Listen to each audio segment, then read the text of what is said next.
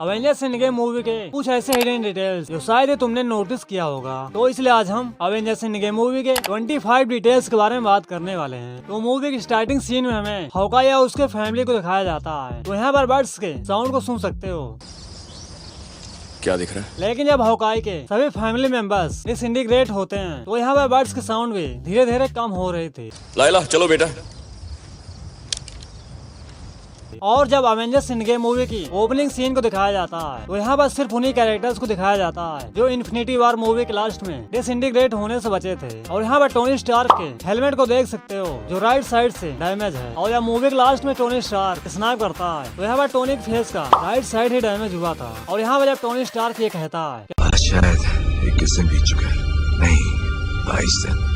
क्योंकि Avengers end game movie Marvel cinematic universe की 22वीं movie थी। और यहाँ पर जब क्रिस हेम्सवर्थ को काफी मोटा दिखाया जाता है क्योंकि यहाँ पर थॉर ने प्रोस्थेटिक का यूज किया था और जो कि इसका वेट लगभग 30 से 40 किलो का था। और यहाँ पर जब टोनी स्टार्क सिर्फ एक ही बार में एंड मैन को सही जगह पर पहुँचा देता है क्योंकि टोनी स्टार्क ने इससे पहले इस चीज को काफी अच्छे तरीके से प्रैक्टिस किए हुआ था। और यहाँ पर जब थॉर टोनी स्टार्क को बचाने के लिए अपने म्यूलर के लाइटनिंग का यूज करता है और ऐसा थॉर कॉमिक में अपने हैमर के लाइटनिंग का यूज करके और कई लोगों को बचा चुका है। और इस सीन में जो अवेंजर्स ने सूट पहना हुआ है टाइम ट्रेवल के लिए, तो इस सूट को अवेंजर्स अर्थ माइटिएस्ट हीरोज से इंस्पायर करके ही इसको डिजाइन किया गया था। और यहाँ पर जब डिसइंटीग्रेट हुए कैरेक्टर्स को दिखाया जाता है, जहाँ पे स्कॉटलैंड के फोटो को दिखाया जाता है, तो ये पॉल रड की IMDb प्रोफाइल पिक्चर है। और यहाँ पर जब थॉर स्नैप करने के लिए खुद को स्ट्रॉन्गेस्ट अवेंजर बताता है, I'm the strongest Avenger, okay? So this responsibility falls upon me. जिसके बाद थॉर नहीं बल्कि हल्क स्नैप करता है। और ऐसा ही एक बार थॉर रैग्नारोक मूवी में हुआ था जहाँ पर थॉर खुद को स्ट्रॉन्गेस्ट अवेंजर बताता है। Access denied. Strongest Avenger. Access denied. इसके बाद थॉर को उस क्विंजेट का एक्सेस नहीं मिलता और इसके बाद हल्क को क्विंजेट का एक्सेस मिल जाता है। Required. Banner. Welcome, strongest Avenger. और जब हॉकाई और नाताशा और मीर में जाते हैं और जब यहाँ पर रेड स्कल आता है जहाँ पर हॉकाई यानी क्लिंट के माँ का नाम लेता है। क्लिंट, ईजिप्ट का बेटा। लेकिन इससे पहले जब थैनोस और गमोरा और मीर में आए थे जहाँ पर रेड स्कल इन दोनों के फादर का नाम लेता है। Welcome, Thanos, son of Eros, Gamora, daughter of Thanos.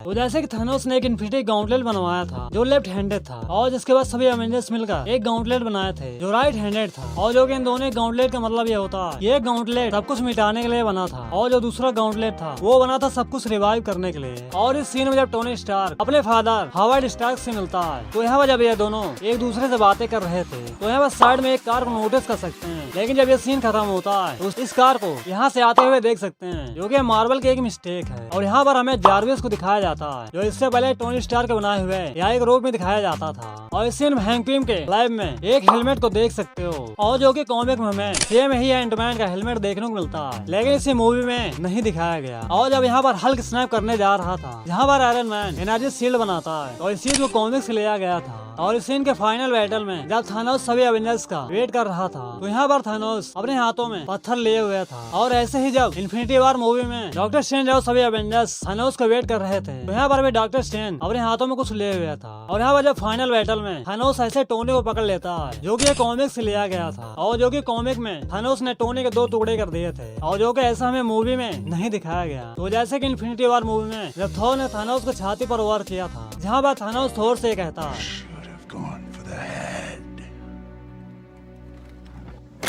और जो कि ये बात थॉर को अगले 5 सालों तक याद रहता है। इसके बाद थॉर थानोस के सिर को काट दिया था। वो जैसा कि एंड गेम मूवी की सीन में जब थानोस गाउंटलेट में पावर स्टोन को डालता है और जो कि इससे पहले थानोस ने इन्फिनिटी वॉर मूवी में पावर स्टोन के अलावा सभी स्टोन्स को गाउंटलेट में डालते हुए दिखाया गया था। और जैसे कि थानोस स्नैप करने के बाद गामोरा से मिला था तो वैसे ही जब टोनी स्टार्क ने स्नैप किया था तो इसके बाद टोनी अपने डॉटर से मिलने वाला था लेकिन इस सीन को मूवी में नहीं दिखाया गया। और जब टोनी स्नैप करता है तो यहाँ पर सबसे पहले टोनी स्टार्क के पास रोडी आता है और यहाँ पर हल्के ग्लासेस में फिंगरप्रिंट को नोटिस कर सकते हैं। तो इसको ऐसा रियल दिखाने के लिए CGI द्वारा बनाया गया था। और जब टोनी की स्नैप से थानोस के सभी आर्मी डस्ट बन रहे थे तो यहाँ पर जो बैकग्राउंड म्यूजिक सुनाई देता है तो यही सेम म्यूजिक हमें द अवेंजर्स मूवी के सीन में सुनने को मिलता है।